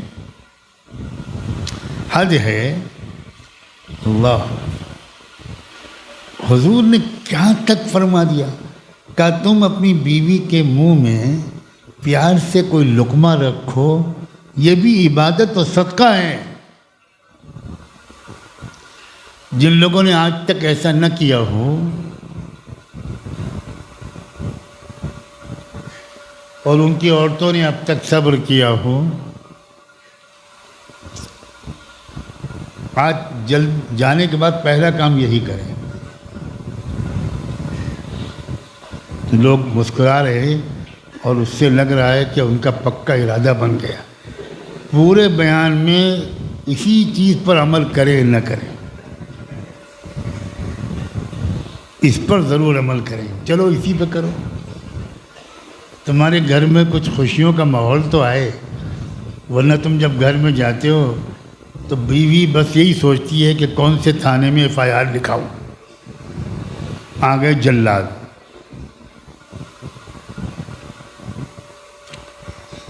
اور اس سے آگے کیا ہے محمد رسول اللہ، اور کیسی ہم نے ناقدری کی. وہ کہتے ہیں کہ جب میاں بیوی ملتے ہیں آپس میں تو اللہ کی طرف سے اس پر بہت بڑا اجر لکھا جاتا ہے، اس پر ثواب لکھا جاتا ہے. تو اب ایک صحابی کو بڑی حیرت ہوئی، اور اللہ ان کو جزائے خیر دے کہ انہوں نے حیرت کا اظہار کر دیا. ان کا اللہ کا رسول اس پر بھی ثواب ہے؟ کیا جواب دیا آپ نے؟ فرمایا اگر یہی مرد کسی غیر عورت سے ناجائز تعلق قائم کرتا تو گناہ ہوتا کہ نہیں ہوتا؟ ان کا ہاں بالکل ہوتا. فرمایا اللہ اتنا بے رحم نہیں ہے کہ ناجائز تعلق پر تو گناہ دے دے اور جائز تعلق پر ثواب نہ دے. کیا مہربان ہے اللہ، کیا مہربان ہے اللہ. تو ہے ہی نہیں دنیا کچھ، سب دینی دین. ہم بدقسمت وہ ہیں کہ ہم نے دین کے بڑے حصے کو دنیا بنا دیا. دنیا کو دین بنانے کے بجائے دین کو دنیا بنا دیا.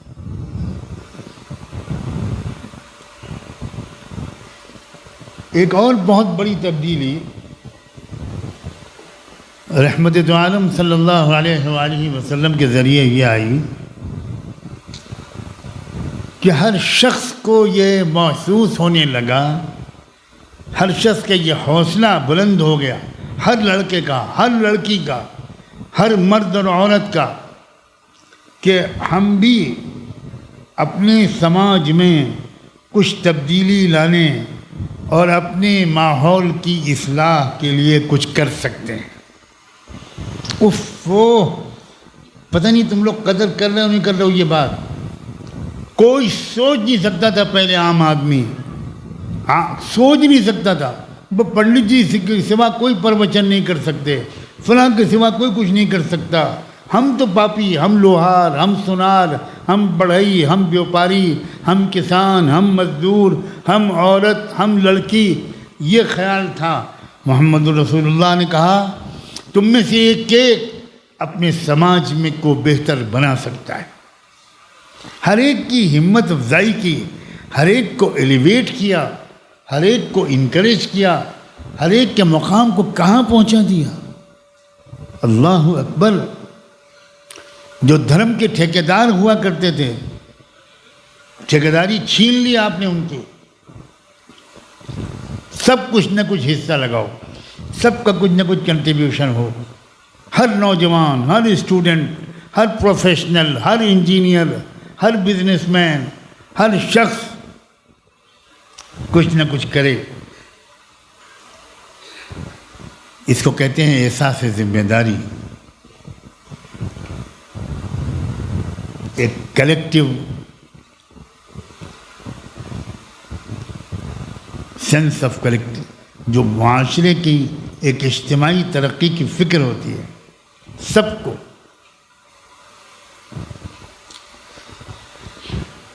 وقت صحیح استعمال کرنا سکھا دیا، مال کا صحیح استعمال کرنا سکھا دیا، صلاحیتوں کا صحیح استعمال کرنا سکھا دیا. مال اور صلاحیتوں اور وقت کو اس طرح استعمال کرو کہ تم بھی ترقی کرو، تمہاری فیملی بھی ترقی کرے، اور تمہارے چاروں طرف کے ماحول بھی ترقی کرے. ان میں بھی تعلیم آئے، ان میں بھی آداب آئیں، ان میں بھی تہذیب آئے، ان میں بھی رکھ رکھاؤ، وفاداری، یہ سب آئے.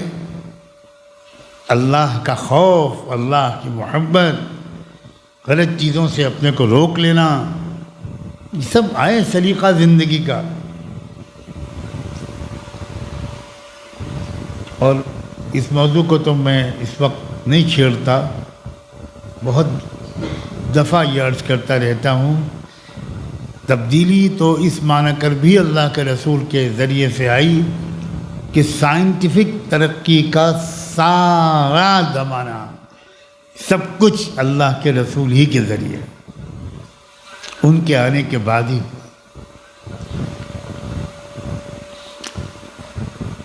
یہ پہلو اکثر لوگوں کی نگاہوں سے اوجھل رہتا ہے۔ روحانی، اخلاقی، ایمانی ترقی آئی اللہ کے رسول کے بعد، یہ تو ہم لوگ جانتے ہیں کسی حد تک، لیکن مادی ترقی، سائنسی ترقی، یہ بھی تو حضور ہی کے بعد آئی نا بھائی۔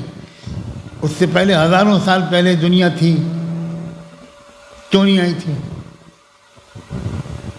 اس لیے نہیں آئی تھی کہ سائنسی ترقی آتی ہے ریسرچ کے بعد، تحقیق کے بعد، آدمی غور کرتا ہے۔ کبوتر اڑتے ہیں، پرندے اڑتے ہیں، اب کچھ لوگوں نے غور کیا کہ یہ اوپر اڑتے ہیں، نیچے گرتے کیوں نہیں؟ زمین کی کشش ان کو کھینچ کیوں نہیں پاتی؟ یہ کیسے اڑتے ہیں؟ اب ایک سائنٹسٹ کا غور کرنا الگ ہے اور تماشا دیکھنے والوں کا الگ ہے۔ انہوں نے غور کیا تو یہ غور کیا کہ ہر پرندہ جب اڑتا ہے تو پہلے دونوں پر پھڑ پھڑ پھڑ پھڑ پھڑ کرتا ہے، ایک کبھی ایسا نہیں اڑتا۔ تو اس پر غور کر کے ان کو ایسا لگا کہ یہ جو پھڑ پھڑ پھڑ پھڑ کرتے ہیں تو ان کے نیچے ہوا کی ایک لیئر بن جاتی ہے۔ ہوا کی جو لیئر بنتی ہے اس کی وجہ سے یہ پرندے نیچے نہیں آتے۔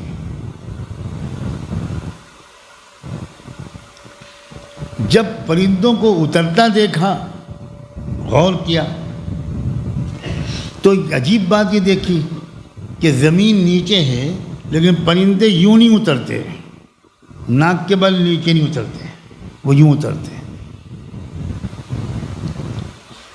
پرندے ہمیشہ یوں اترتا ہے، اترنا اس کو نیچے، وہ یوں نہیں اترتا، یوں اترتا۔ کیوں یوں اترتا؟ اب یہ بھی سائنسدانوں نے دیکھا۔ اب جہاز کیسے اترتا ہے؟ جہاز کبھی یوں نہیں اترتا، ہمیشہ یوں اترتا ہے، اس کا اگلا حصہ اوپر رہتا ہے۔ اب یہ سب پرندوں سے سیکھا ہے۔ پوری ایروناٹک ٹیکنالوجی، ہوائی جہاز کا پورا فلسفہ یہ پرندوں کا تو مکھیوں سے سیکھا انسان نے، مچھر سے سیکھا، چونٹی سے سیکھا، میڈک سے سیکھا، مچھلیوں سے سیکھا۔ یہ مچھلیاں کیوں نہیں ڈوبتی؟ کیا وجہ ہے ان کی؟ یہ سائنس کیا ہے؟ تو سائنس اسی کو کہتے ہیں کہ عالم کے اندر جو مخلوقات ہیں ان پر غور کرتا ہے انسان۔ یتفکرون فی خلق السماوات والارض، اور غور کر کے سیکھتا ہے اور اس کے بعد اس کی نقل کرنے کی کوشش کرتا ہے۔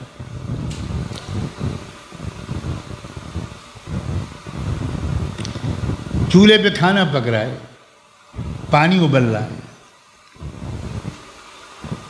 اور پانی ابلتے ابلتے ابلتے ٹھنڈ سے آواز آئی اور آپ کی دادی بھاگی کہ وہ پانی ابل گیا، یہ جو اوپر ڈھکن تھا وہ گر گیا نیچے۔ اب سائنسدانوں نے دیکھا کہ اس کا مطلب ہے کہ بھاپ میں فورس ہے، بھاپ میں طاقت ہے۔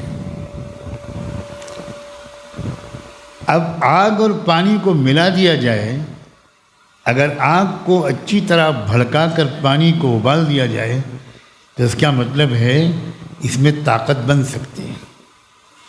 یہاں سے وہ کوئلے والا اسٹیم انجن ریل کا بنا، صرف آپ کے کچن کی پتیلی کا ڈھکن جو گرا اس سے بنا۔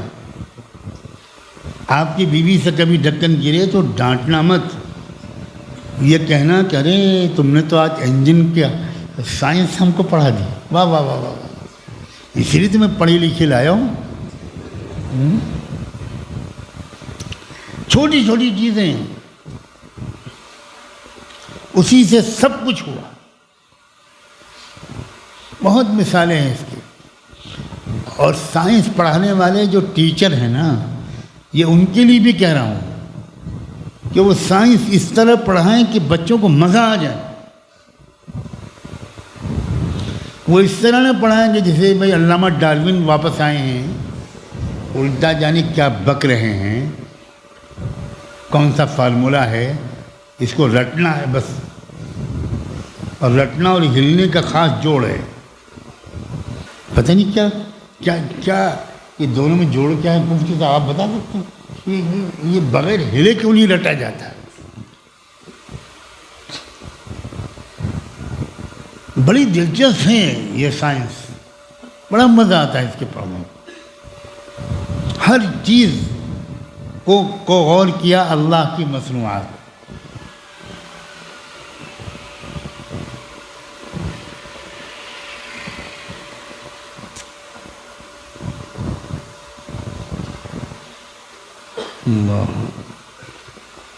یہ دین اور دنیا کی وحدت، احساس ذمہ داری، ہر ایک کے اندر یہ امید اور شوق اور ذمہ داری کا احساس کہ میں 2-4 لوگوں کی زندگی کو تو بہتر بنا سکتا ہوں، کچھ تو کر سکتا ہوں اپنے محلے میں، اپنے گاؤں میں، اپنے وطن میں. یہ تھی وہ تبدیلی جو اللہ کے رسول کے ذریعے آئی. صلوات اللہ وسلام علیہ. الصلاۃ والسلام علیک یا سیدی یا رسول اللہ. الصلاۃ والسلام علیک یا سیدی یا رسول اللہ یا سید الاولین والآخرین.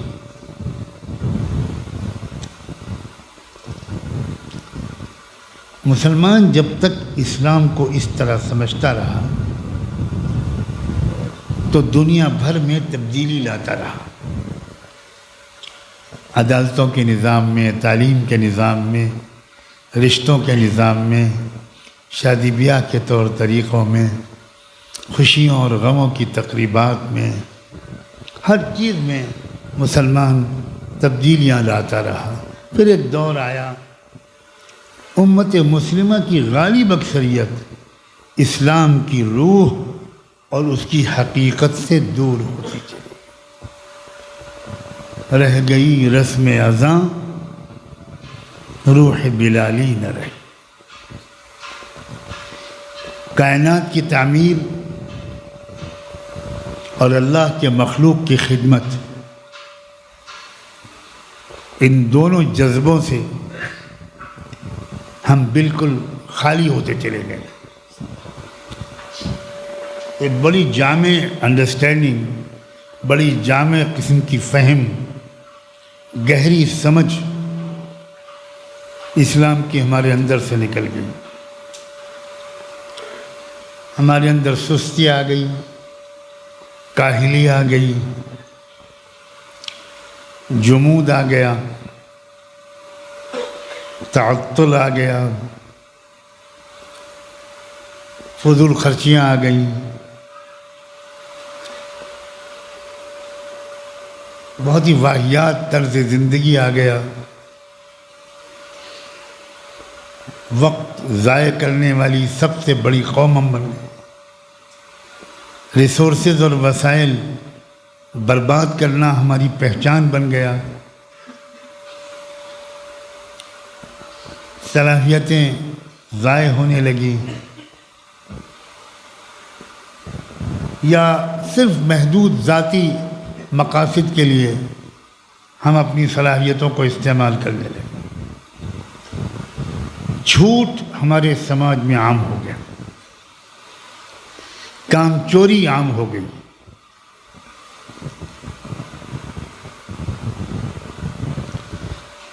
آپس کی پھوٹ عام ہو گئی. شوہروں کی سمجھ میں نہیں آتا کہ ماں، بہن اور بیوی ان سب کے درمیان بیلنس کیسے کریں؟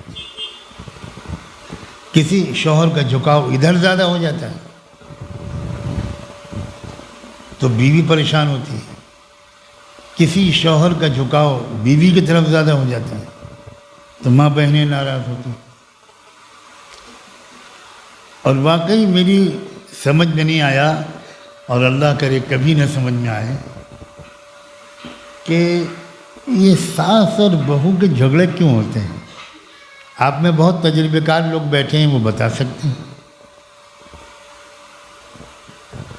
جو تجربہ کار ہیں وہ پتہ نہیں کچھ چھپنے کی کوشش کرتے ہیں۔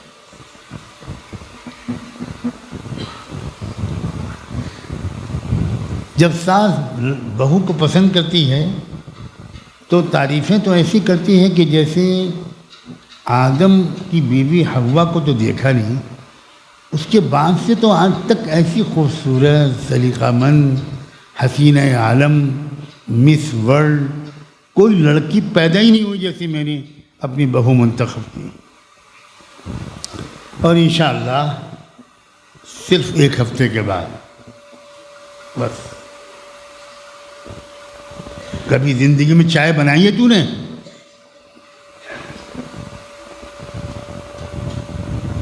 یہ نمک ڈالا ہے کہ کیا ڈالا ہے؟ لڑائی شروع۔ میاں بیوی اگر ہنس رہے ہیں تو ساس کو غصہ آ رہا ہے۔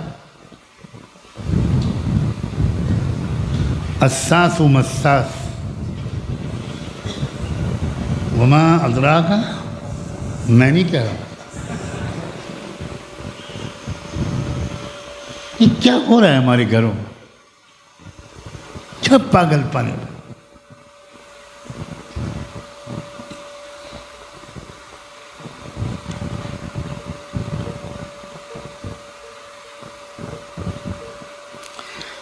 عورتوں کے مزاج میں جلدی روٹھ جانا یہ اللہ نے رکھا ہے، آپ پریشان نہ ہو۔ یہ صرف آپ کی ہی گھر کی عورت بن رہی ہے، یہ اللہ نے پوری دنیا میں رکھا۔ اور وہ روٹھے نہیں تو زندگی کا مزہ ادا ہو جائے۔ دیکھو کتنا خوش ہوئے لوگ، واہ واہ واہ واہ واہ۔ لوگ کہہ رہے ہیں، لوگ سوچ رہے ہیں صرف میں اپنے ہی گھر کی بات سمجھتا تھا، پتہ اطمینان ہو گیا کہ نہیں اور سب جگہ ہے۔ نہیں، واقعی آپ اطمینان رکھیں۔ یہ الگ بات ہے کہ روٹھی ہوئی عورت کو منانا آپ کو آتا ہے کہ نہیں آتا۔ یہ عجیب اللہ تعالیٰ کا، یہ اللہ کی تخلیق کا حسن ہی ہے۔ اس کے اندر بہت بڑی بڑی حکمتیں ہیں۔ کیا سلیقہ سکھایا تھا زندگی کا۔ حضرت عائشہ بھی روٹتی تھیں اللہ کے رسول سے۔ تمہاری بیویاں سن رہی ہوں گی تو سوچ رہے ہوں گے آج کا بیان بہت اچھا۔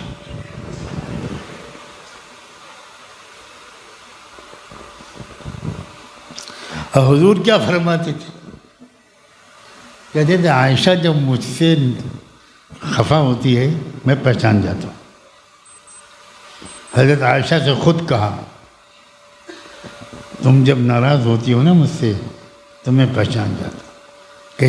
کیسے پہچانتے ہیں آپ؟ حضور نے فرمایا کمال ہے، واہ ہے رسول اللہ، اسلام کتنا خوبصورت بنایا آپ نے۔ آپ نے فرمایا سنو، تم جب ناراض ہوتی ہو نا تو جب کوئی بات کہتی ہو اور قسم کھاتی ہو تو کہتی ہو ابراہیم کے رب کی قسم، اور جب خوش ہوتی ہو تو کہتی ہو ورب محمد، محمد کے رب کی قسم۔ حضرت عائشہ کھلکھلا کے ہنس پڑی، ختم ہو گیا غصہ، ختم۔ جتنی جلدی ان کو غصہ آتا ہے اس سے بہت جلدی ان کا غصہ جاتا ہے۔ یہ سلیقہ سیکھنے کے لیے خانقاہ نعمانیہ میں آیا کرو، ساتویں آسمان کا مراقبہ کرنے کے لیے نہیں، آدمی بننے کے لیے آؤ۔ کچھ لوگ سوچ رہے ہیں یار پہلے آئے ہوتے اب تو بوڑھے ہو گئے۔ میری تمنا یہ ہے اور میرے بزرگوں کی تمنا یہ ہے، میرے محسنین کی، میرے اساتذہ کی، عرب و عجم میں پھیلے ہوئے میرے اساتذہ کی تمنا یہ ہے، ایک بار پھر مسلمان اب دنیا میں وہ تبدیلی لائیں جس تبدیلی کی دنیا کو ایک بار پھر سخت ضرورت ہے۔ یہ ساری لمبی گفتگو اسی امید پر کرتا ہوں۔ میرے استاد تھے مسجد نبوی میں، موطا امام مالک پڑھاتے تھے۔ اللہ اکبر، اللہ ان کے درجے بلند، بہت بڑے عالم، صاحب دل، صاحب تقوی، مدینہ کی عدالت کے چیف جسٹس تھے وہ۔ اور عجب معمول تھا ان کا کہ جب صبح کو وہ عدالت جاتے تھے تو پہلے مسجد نبوی حاضر ہوتے تھے اور روضۃ الجنہ میں 2 رکعت صلاۃ الحاجت پڑھتے تھے کہ اللہ انصاف کرنے کی مجھے توفیق دے۔ اس کے بعد عدالت جاتے تھے۔ میں جب وہاں سے آخری سفر پر نکلا، رخصتی سفر پر، تو اپنے ان عظیم محسن استاد کی خدمت میں حاضر ہوں۔ ان کے گھر پر گیا، میں نے ان سے کہا کہ میرے شیخ، میں کل واپس جا رہا ہوں، مجھے کچھ نصیحت فرما دی۔ کہنے لگے اچھا بیٹھو، انتظار کرو۔ گھر کے اندر گئے، کپڑے تبدیل کیے اور مجھے ہاتھ پکڑا اور مجھے لے کر حرم شریف مسجد نبوی میں آئے۔ روضۃ الاطہر پر آ کر سلام پیش کیا، روضۃ الجنہ میں نماز پڑھی اور میرا ہاتھ پکڑا۔ کہنے لگے اوصیک یا ولد الحبیب بتقوی اللہ، میرے پیارے بیٹے، میں تمہیں اللہ کے تقوی کی نصیحت کرتا ہوں۔ اور پھر کہنے لگے مجھے اگر موقع ملا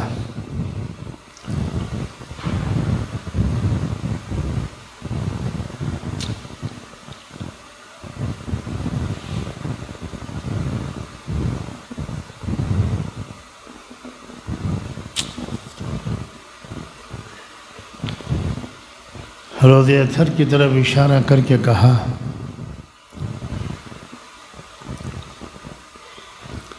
مجھے اگر موقع ملا تو روز محشر صاحب هذا القبر یعنی رسول اللہ روضے کی طرف اشارہ کر کے کہا، اس قبر میں جو مدفون ہیں ان کی خدمت میں حاضر ہو کر یہ کہوں گا کہ اس بچے نے میرا دل خوش کیا۔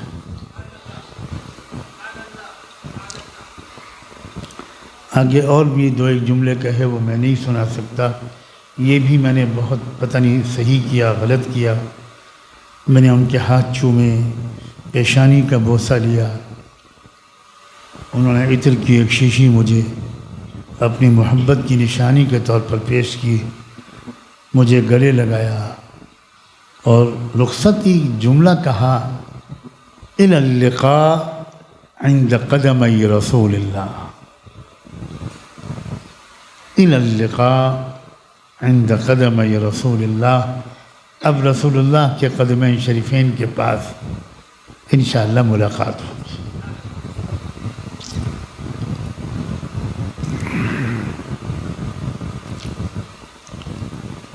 دوبارہ میں حاضر ہوا، اس وقت تک وہ حیات تھے، حاضر ہوا، کہنے لگے تم کو سب سے زیادہ اپنے ملک میں محنت کرنی ہے اور مجھے خبریں ملتی رہتی ہیں، کچھ کوشش کر رہے ہو تم، اور میں بلا ناغہ یہاں مسجد نبوی میں بلا ناغہ تمہارے لیے دعا کرتا ہوں اور تمہاری طرف سے سرور کائنات کی خدمت صلاۃ و سلام پیش کرتا ہوں۔ اللہ تعالیٰ میرے تمام اساتذہ اور محسنین کو جزائے خیر دے، میرے والدین کو اجر عظیم دے۔ وہ تمام لوگ جن کی مجھ جیسے نااہل ناقدر طالب علم کی تعلیم و تربیت میں کچھ بھی حصہ ہے، اللہ تعالیٰ ان کے سامنے رسوائی سے بچائے۔ آپ سب لوگوں سے گزارش کرتا ہوں، عاجزانہ درخواست کرتا ہوں، مردوں سے بھی، عورتوں سے بھی، نوجوانوں سے بھی، بچیوں سے بھی، اپنی زندگی کا مقصد صرف کمانا مت بنا۔ اتنا حقیر اپنی زندگی کو مت بناؤ۔ اپنے معاشرے اور خاندان اور اس سے پہلے اپنے اندر کچھ تبدیلی لانے کا کو مقصد بناؤ، اس کا ارادہ کرو، اس کے لیے تربیت حاصل کرو۔ کچھ دن کے لیے آ کر کسی صاحب خبر نظر عالم کے پاس، مربی کے پاس رہو، سفر و حضر میں ساتھ رہو، کچھ سیکھو، اور ہر ضرورت اللہ سے مانگو۔ یہ بہت بڑی کمی ہمارے اندر ہے کہ ہم کبھی کبھی کسی اور سے دعا کرواتے تو ہیں لیکن خود دعا نہیں کرتے، خود دعا بہت کم کرتے۔ جس چیز کی ہم کو ضرورت ہے وہ آپ اپنے اللہ سے مانگیے، خوب مانگیے، خوب مانگیے، خوب مانگیے۔ آپ کی اولاد کا رشتہ نہیں ہو رہا، مانگیے، خوب مانگیے، بلا جھجک مانگیے۔ آپ کا اپنا رشتہ نہیں ہو رہا، خوب مانگیے۔ بیماری ہے، کوئی اور پریشانی ہے، کوئی مقدمہ چل رہا ہے، خود دعا کیجیے۔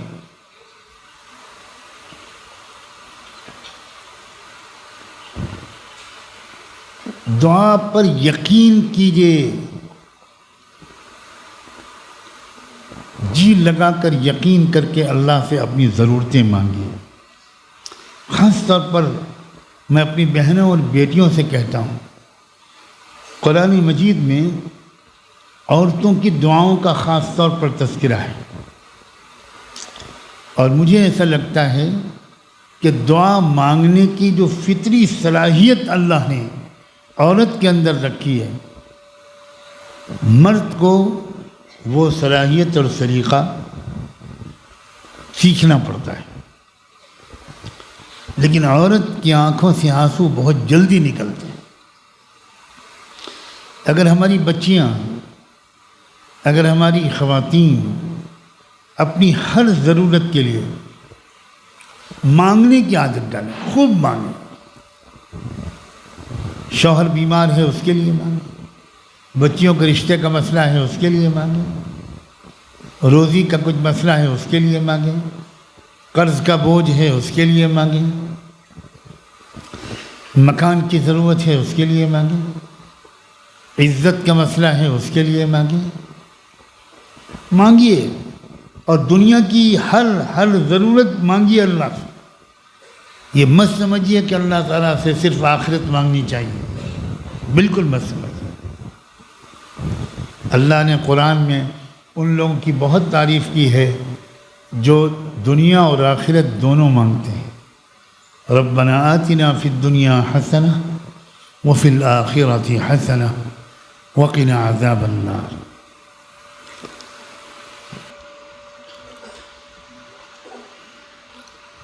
سبحان اللہ وبحمدہ، سبحانک اللہم وبحمدک، نشہد ان لا الہ الا انت نستغفرک ونتوب الیک۔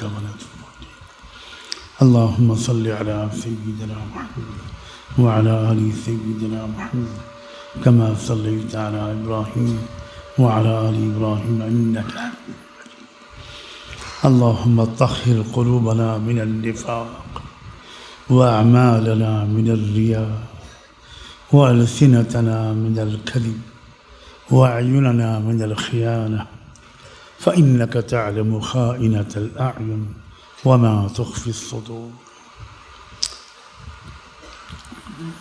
ربنا ظلمنا أنفسنا ربنا ظلمنا أنفسنا ربنا ظلمنا أنفسنا وإن لم تغفر لنا وترحمنا لنكونن من الخاسرين فلا تجعلنا من الخاسرين اللہ ہم آپ کے بندے اور آپ کی بندیاں آپ کے حضور میں حاضر ہیں۔ ظاہر میں تو ہم آپ کے بندے ہیں، حقیقت میں نہایت گندے ہیں۔ اللہ معاف فرما دیجیے۔ ہم اگر گنہگار ہیں تو آپ غفار بھی تو ہیں، آپ رحمان بھی تو ہیں، آپ رحیم بھی ہیں، آپ ستار بھی ہیں، آپ کریم ہیں، بے پناہ محبت کرتے ہیں، بے پناہ شفقت کرتے ہیں۔ اے رب کریم، ہمیں آگ میں جلانے سے آپ کو کیا ملے گا؟ ہمیں معاف کر دیجیے، ہمیں معاف کر دیجیے، ہمیں معاف کر دیجیے، معاف کر دیجیے اللہ، آج معاف کر دیجیے، آج معاف کر دیجیے اللہ۔ آج آپ کے در سے ہم جی چاہتا ہے اس وقت تک نہیں اٹھیں گے جب تک آپ کی طرف سے کوئی پیغام نہ مل جائے۔ گستاخی معاف، اے رب کریم آج معاف کر دے، زندگی بھر کے تمام گناہوں کو معاف کر دے۔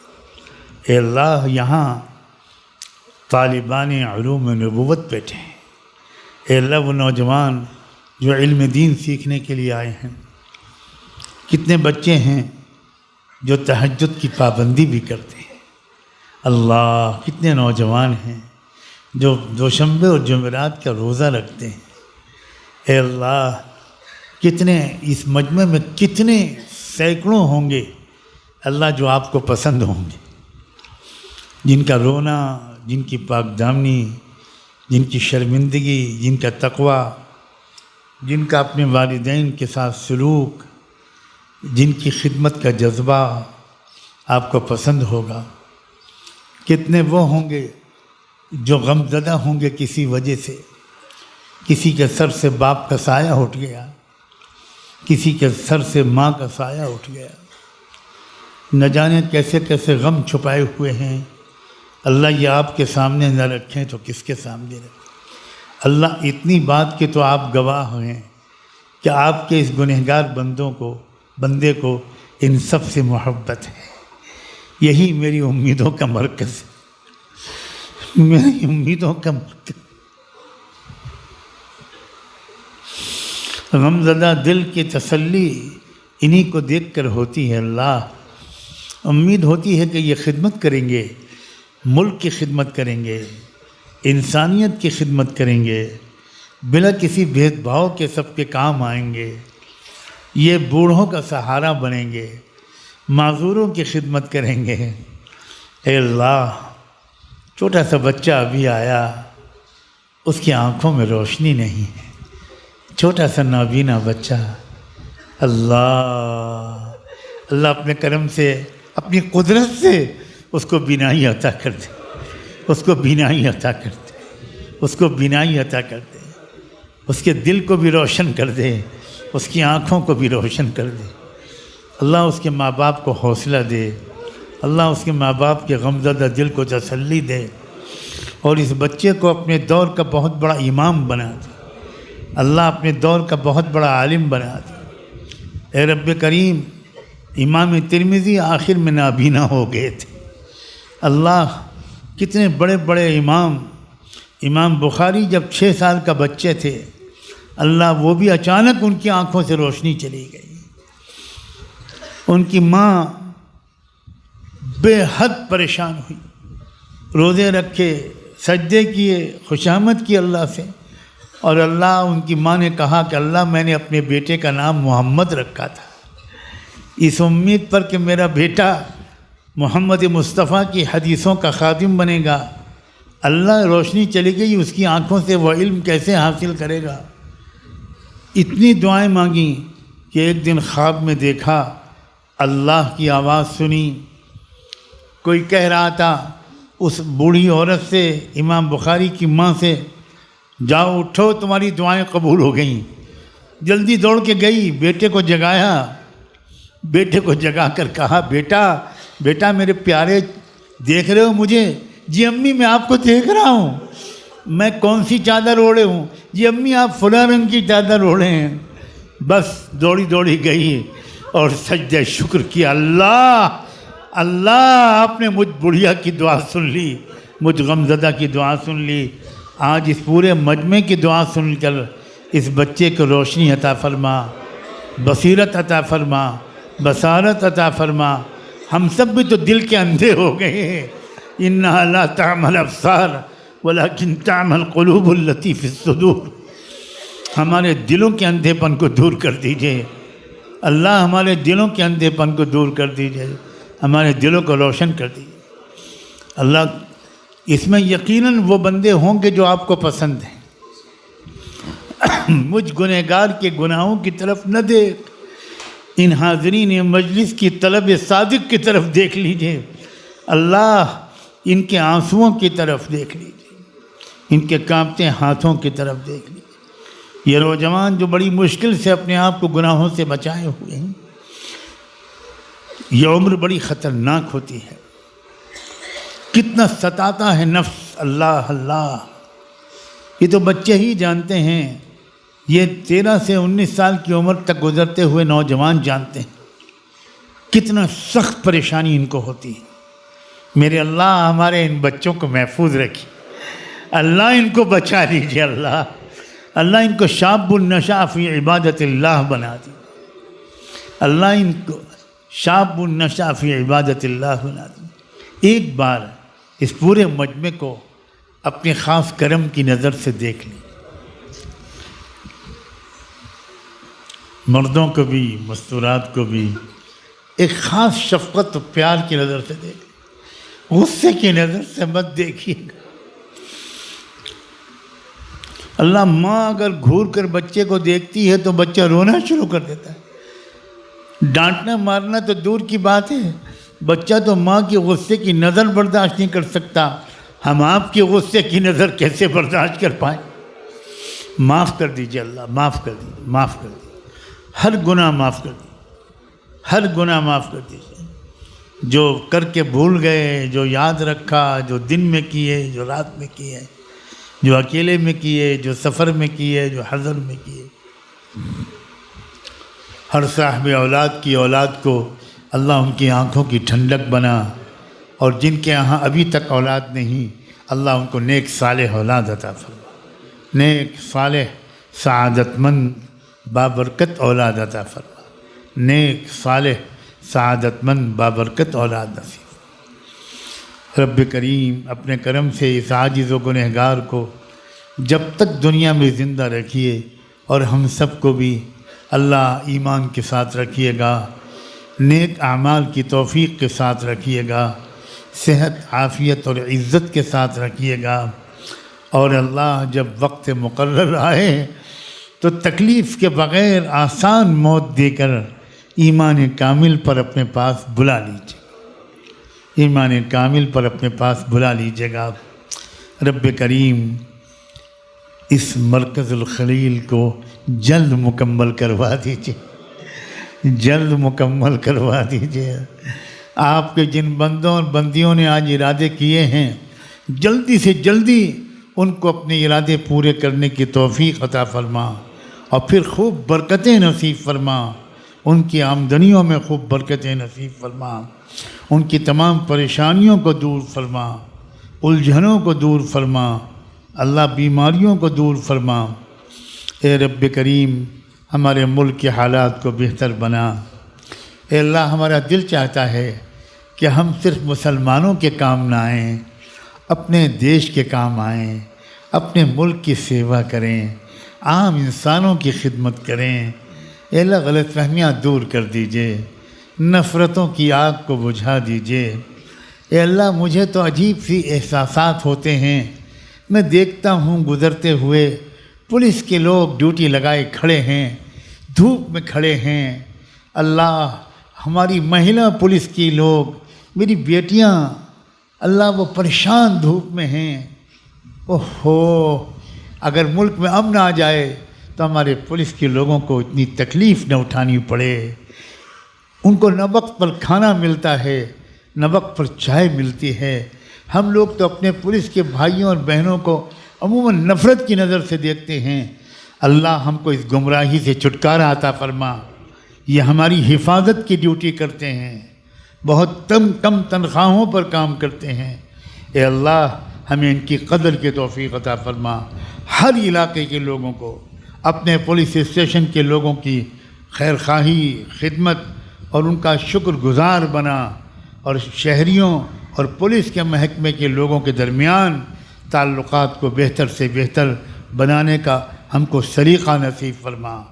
اللہ اسی کام کو اچھے پیمانے پر کرنے کے لیے رحمان فاؤنڈیشن بنا. اس کو اور دوسری اور تنظیموں کو جو صحیح مقصد کے لیے کام کر رہی ہیں، اللہ ان سب کی مدد فرما، صلاحیتیں نصیب فرما، ضروری ریسورسز نصیب فرما. صالحین کی دعاؤں میں ہمارا حصہ لگا، صالحین کی دعاؤں میں ہمارا حصہ لگا. ایک گزارش اور ہے اللہ، ہم دور پڑے ہوئے لوگوں کی طرف سے رحمت دو عالم سرور کائنات محسن انسانیت آقا و مولا سیدنا محمد الرسول اللہ کی خدمت اقدس میں درود و سلام بھجوا دیجیے. الصلاۃ والسلام علیک یا سیدی یا رسول اللہ. اللہ ہمارا سلام پہنچا دیجیے، اور ایک بار تو کم سے کم بلکہ بار بار کچھ ایسا موقع دے دیجیے کہ ہم سب وہاں پہنچیں، روض اطہر کے سامنے حاضر ہو، قدمین شریفین کی طرف کھڑے ہو، سر جھکا کر سلام پیش کریں، اپنے والدین کا سلام پیش کریں، اپنے استاذوں کا سلام پیش کریں، اپنے محسنین کا سلام پیش کریں، اور آپ سے بسط ندامت معافی مانگیں.